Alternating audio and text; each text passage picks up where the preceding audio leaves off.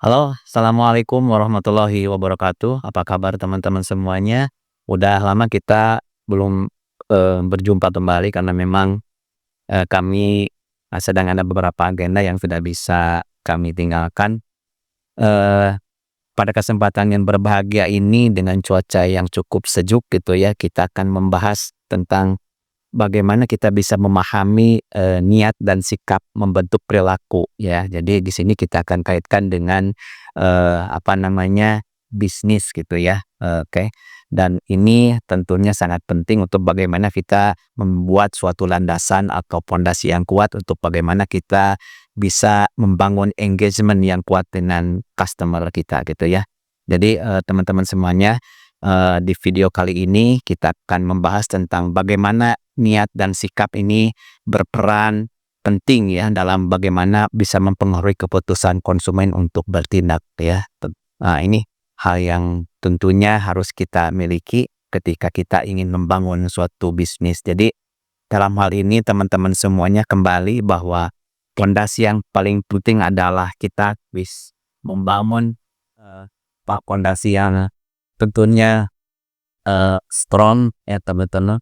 Nah, tentunya yang harus didukung oleh apa namanya insight insight yang lebih mendalam sehingga kita lebih bisa mengenal konsumen atau customer kita ya. Jadi di sini tentunya ada dua kata ya terkait dengan niat gitu ya, dan di dalam beberapa keterangan yang disampaikan oleh ustadz kita ya, bahwa tentunya niat, jadi apa namanya, sesungguhnya apa namanya, niat itu merupakan suatu pondasi untuk bagaimana kita bertindak, jadi beramal.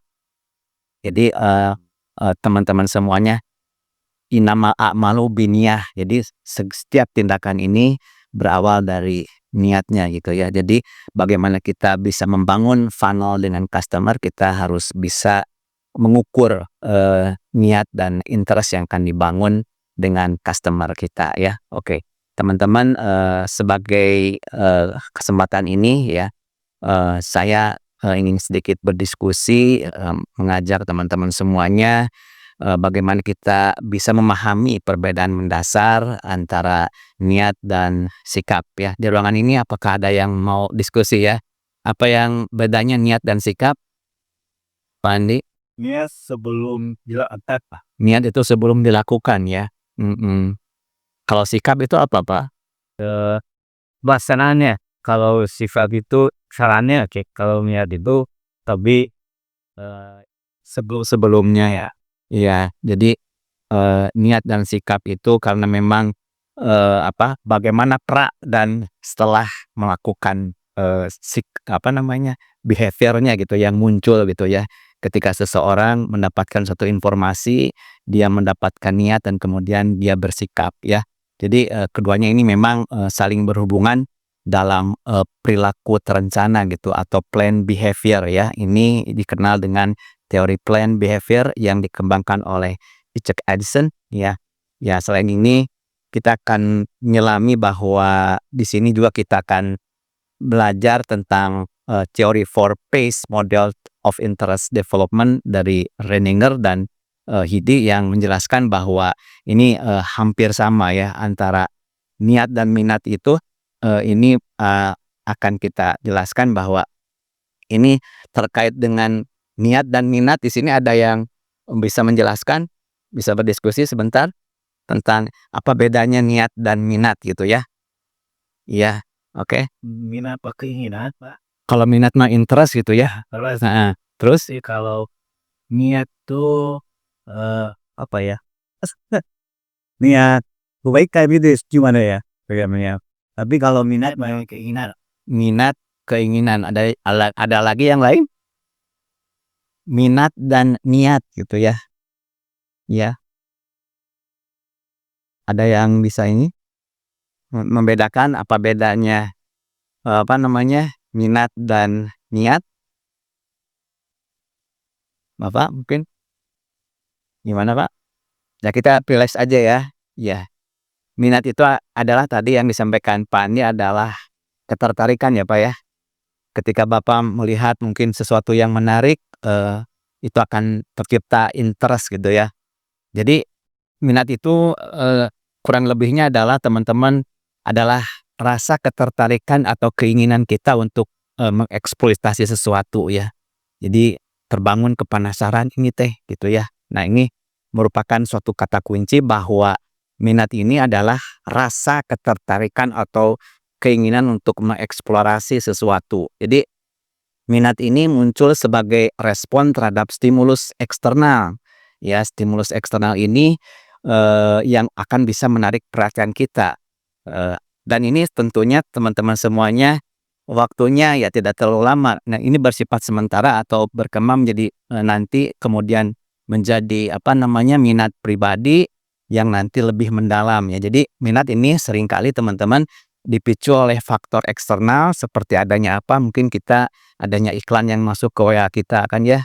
Nah, ini ada kegiatan yang menarik, lalu juga ada tawaran-tawaran yang menarik sehingga membangun suatu minat. Jadi ada informasi baru yang kita temui yang sedang viral, ini akan membangun minat ya. Contohnya misalkan, apa namanya, Anda tahu tentang boneka apa, Lubaba apa, yang, apa namanya, ditampilkan oleh artis, eee, dari Korea Selatan gitu ya. Sehingga ini menarik minat untuk atau ya orang untuk bisa membeli, Labubu ya, bener ya maaf, ya Labubu ya Pak, mohon maaf. Nah ini, sampai, kalau Anda mungkin searching di YouTube itu sampai dari adzan subuh dia udah ngantri untuk membeli, apa namanya, boneka tersebut. Ya pemicunya adalah karena ada influencer, salah satunya adalah tadi artis dari apa, Korea Selatan yang, menamakan diri dengan, Blackpink ya, salah satunya itu ya. Contoh yang lain teman-teman, seorang siswa yang tertarik untuk belajar tentang astronomi karena memang sebelumnya mereka melihat video menarik tentang bintang jatuh ya teman-teman semuanya.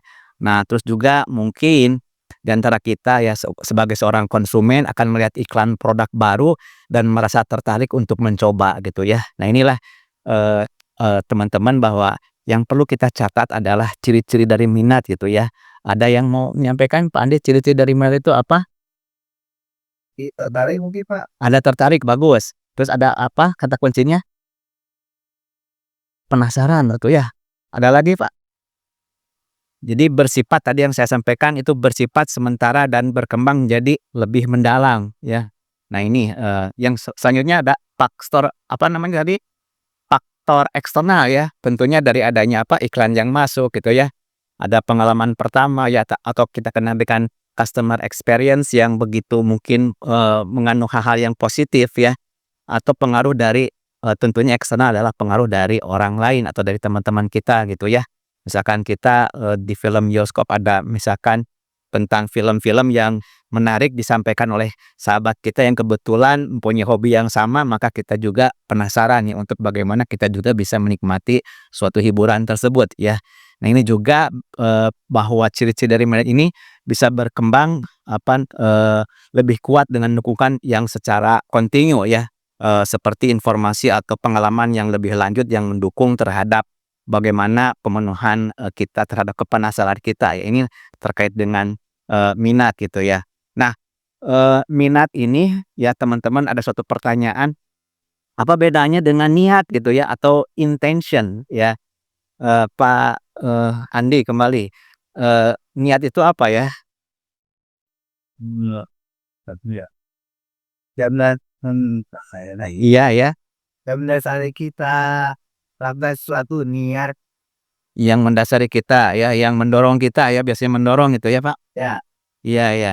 Jadi niat itu teman-teman semuanya adalah keinginan atau tekad untuk melakukan suatu tindakan atau perilaku tertentu atau behavior tertentu ya. Jadi behavior itu bisa terlihat ya gitu. Ketika saya melihat Pak Andi, oh behaviornya seperti ini gitu ya. Mulai dari cara berjalan, cara berkomunikasi, ini akan terangkum dalam suatu behavior ya, yang lebih spesifik ya. Jadi niat ini berhubungan dengan tujuan atau komitmen teman-teman semuanya untuk melakukan, sesuatu ya. Nah ini juga, kita bisa melakukan suatu apa namanya, Oh ya, yang ini terdapat pada aktivitas, jual beli ya. Nah ini lebih lebih bisa kita, bisa membangun suatu hubungan yang berkelanjutan ketika kita memberikan, suatu, apa namanya, eee, ya edukasi ya dengan customer kita, dan kita tidak hanya untuk menjual produk, tetapi kita mempunyai tujuan atau komitmen bersama yang bisa disinergiskan dengan konsumen kita. Dan, ini akan lebih jauh, akan terstruktur ya dari minat itu ya. Jadi bagaimana supaya kita bisa, apa, membangun hubungan dengan customer ini, tentunya kita harus melihat bagaimana niat juga bisa terbangun. Dengan, niat ini tentunya dengan intention ini akan muncul suatu proses pemikiran ya, suatu proses pemikiran dari customer kita yang lebih dig down atau lebih, mendalam teman-teman ya. Nah jadi di mana seseorang ini kemudian akan mengevaluasi kemampuannya untuk melaksanakan tindakan tersebut dan dampaknya akan diterima dari tindakan yang dilakukan gitu ya. Nah ini contohnya, teman-teman semuanya kita bisa melihat setelah tertarik, nah tadi, siswa misalkannya setelah tertarik dengan, bidang, kajian astronomi, ini siswa akan memiliki niat untuk mengikuti kursus tentang astronomi, nah gitu ya. Nah terus juga mungkin seorang konsumen yang setelah tertarik pada iklan gitu ya, akan memiliki niat untuk membeli produk tersebut gitu ya. Nah, niat ini berkaitan dengan, planning, yang kuat untuk bagaimana dia grasp untuk meraih, apa yang dia cita-citakan ya. Jadi teman-teman semuanya, Pak Andi, ciri-ciri niat itu gimana, Pak? Tadi ada komitmen berarti, Pak. Ada komitmen ya? Komitmen. Ini lebih jauh oleh ada komitmen. Sungguh-sungguh akan dilakukan. Bagus bagus bagus, ya. Jadi ini komitmen itu harus terfokus ya, Pak, ya, ketika kita berkomitmen dengan seseorang, dengan siapapun, ini tentunya lebih terarah dan bertujuan ya. Ya jadi di sini kalau bedain dengan minat gimana, Pak? Kalau minat itu pendahuluan tertariknya, jadi lebih awal. Lebih awal ya pendahuluan tertariknya ya? Tertarik, Mhm. baru muncul niat untuk membeli misalkan komitmen. Nah, jadi ketertarikan itu lebih ke minat. Ketertarikan itu lebih kepada minat ya. Jadi, niat ini lebih mungkin bisa kita diskusi ya, jadi lebih terarah dan, mempunyai tujuan ya dibandingkan dengan minat gitu, Pak, ya? Lebih spesifik, tuju Lebih ya. tertuju ya. Nah gitu. Jadi, ini kalau niat ini muncul setelah adanya pertimbangan atau keputusan untuk bertindak ya, Pak, ya. Dan selanjutnya juga ini biasanya didorong oleh sikap, terhadap perilaku. Nah jadi di situ berkaitan dengan bagaimana, peranan dari pengaruh sosial dan persepsi kontrol seperti kemampuan untuk bisa melakukannya gitu ya. Nah ini apabila memang kita mempunyai keinginan yang kuat tetapi, dia tidak ditunjang oleh kemampuan, apakah akan terbentuk perilaku tersebut kira-kira? Tentunya tidak ya, karena perilaku itu adalah emerge, muncul gitu ya, oke. Jadi niat ini lebih cenderung, berujung pada tindakan nyata ya berupa tadi perilaku, jika tidak ada hambatan yang berarti ya teman-teman semuanya ya. Jadi kembali teman-teman, eee, kita bisa membedakan perbedaan utama dari minat ya, bahwa minat ini, adalah rasa ketertarikan atau perhatian terhadap sesuatu yang mungkin mempengaruhi keputusan di masa yang akan datang gitu ya. Sedangkan niat adalah terkait dengan tadi, keinginan yang lebih tegas, yang lebih fokus, yang lebih jelas untuk bisa melakukan suatu tindakan setelah mempertimbangkan berbagai faktor ya. Sementara minat adalah, bisa menjadi pendahuluan bagi niat gitu ya teman-teman. Tetapi niat lebih mengarah pada tindakan nyata yang akan dilakukan gitu ya. Jadi teman-teman semuanya, pada video yang singkat kali ini, kita tentunya bisa memahami bagaimana perbedaan atau hubungan antara minat dan niat gitu ya. Jadi minat bisa menjadi pendorong pertama untuk membentuk niat ya. Misalnya setelah tertarik dengan sesuatu, seseorang bisa, mulai berniat ya untuk mengambil langkah-langkah lebih lanjut, sebagai, untuk upayanya dalam upaya pencapaiannya gitu, seperti misalkan, belajar ya, belajar lebih banyak, lebih rajin, memberi produk atau melakukan tindakan lainnya gitu ya. Ini teman-teman ketika kita ingin, "Oh, ini saya ingin menjadi astronomi." Nah, kita akan belajar, akan berupaya, akan sungguh-sungguh untuk bagaimana, kita, men-drive segala aktivitas kita untuk menunjang apa yang kita cita-citakan atau apa yang kita inginkan gitu ya, teman-teman semuanya. Oke, nanti, kita akan membahas lebih lanjut pada pertemuan selanjutnya teman-teman, tentang bagaimana, niat dan sikap ini, eee, berdasarkan beberapa penelitian-penelitian, terkait dengan, teori, of planned behavior yang dikembangkan oleh Isaac Azan ya. Terima kasih, atas perhatiannya. Nah, kita akan nanti bahas tentang teori 4 phase model of interest development ya, dan juga ada hal-hal yang lain yang merupakan pondasi untuk bagaimana kita bisa membentuk, sikap dengan 3 pondasi utama. Terima kasih. Assalamualaikum warahmatullahi wabarakatuh.